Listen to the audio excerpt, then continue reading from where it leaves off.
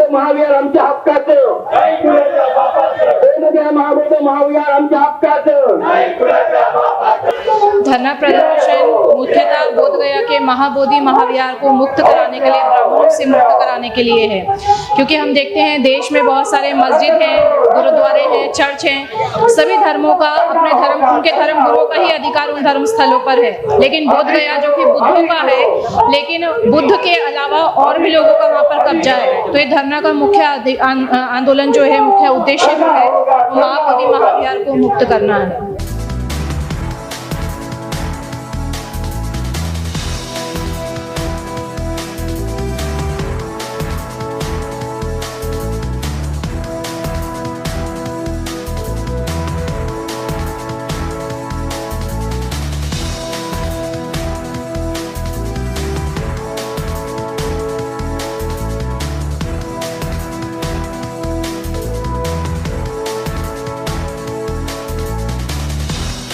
ये जो आंदोलन है, बोधगया जो है वो उसका जो प्रबंधन है वो ब्राह्मणों के हाथ में है।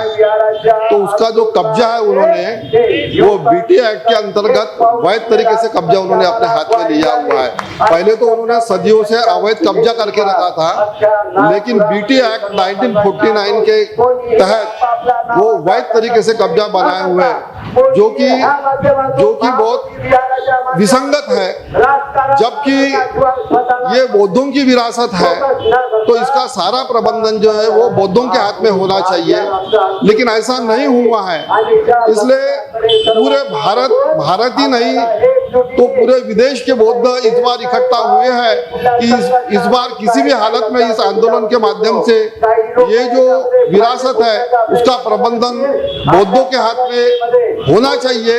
और इसके लिए आंदोलन पूरे देश और विदेश में चल रहा है और ये बौद्धों की जायज मांग है। जिस तरह किसी भी मंदिर के अंदर में बौद्धों को वह स्थान नहीं है, दूसरे गैर धर्मियों को स्थान नहीं है, तो बौद्धों की विरासत में ब्राह्मणों का क्या काम है, यह हमारी भूमिका है।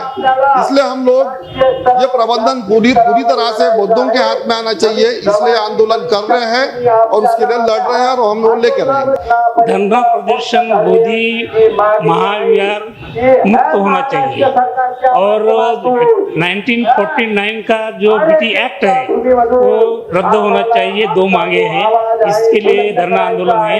जब बोधगया में जो बंटी जी का अनशन चल रहा है उसके समर्थन में पूरे नागपुर में आंदोलन खड़ा हो रहा है और यहाँ से हजारों की तादाद में समर्थन के लिए बोधगया जाने वाले हैं। महाबोधि महाविहार मुक्ति को हम मुक्ति कह रहे हैं, वो इसीलिए क्योंकि विगत कई सालों से 1891 में धम्मपाल अनागारिक धम्मपाल ने इसके मुक्ति के लिए प्रयास किया था। तब से लेकर आज तक वो लड़ाई लड़ रही है इसलिए कि वो मुक्त हो।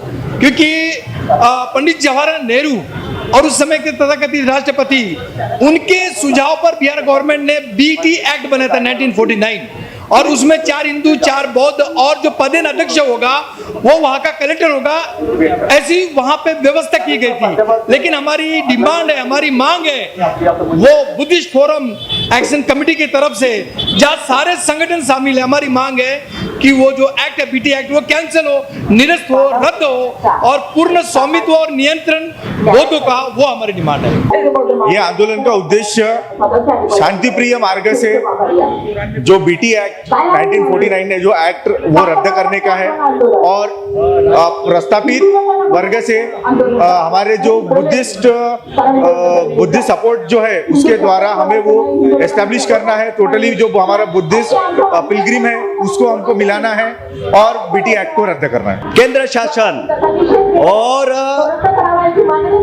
बिहार सरकार ये दोनों मिलकर महाबोधि महाविहार का मसला हल होने को होना, इस दृष्टि से उस जमाने में 1949 में जो बीटी एक्ट 1949 है ये कोई विधानसभा में या केंद्र सरकार का जो लोकसभा है उसमें पारित किया गया नहीं है। ये सिर्फ आदेश है बिहार सरकार का जिसको बीटी एक्ट 1949 बोलते हैं। वो आदेश को रद्द करने के लिए ना सुप्रीम कोर्ट चाहिए ना केंद्र सरकार चाहिए।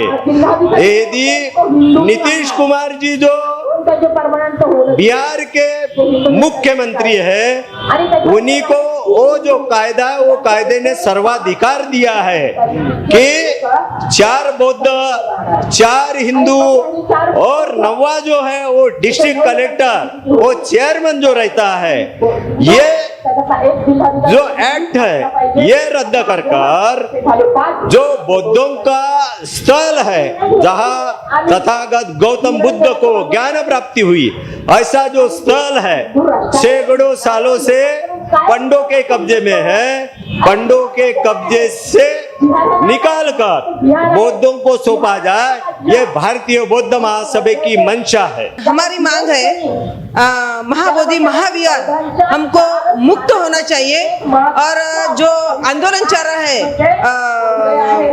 जो महाबोधि का, उसमें जो आकाश लामा जी है उनके साथ में हम शुरू से जुड़े हैं।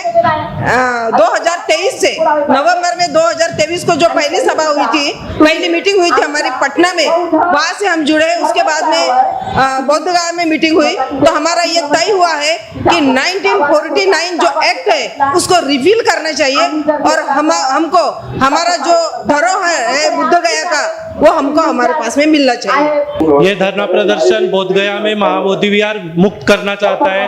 जो हिंदू और पंडों के कब्जे में महाबोधि विहार है, उनकी पूजा प्रार्थना जो कुछ प्रक्रिया होती है और उस 1948 के कायदे के अनुसार 11 मेंबर में 5 मेंबर हिंदुओं के हैं। वो हिंदुओं के जितने भी मेंबर कार्यकारी समिति में है वो पूरे बर्खास्त करना चाहिए और पूरे के पूरे बौद्धों के मेंबर वहां पे कमेटी में डालना चाहिए।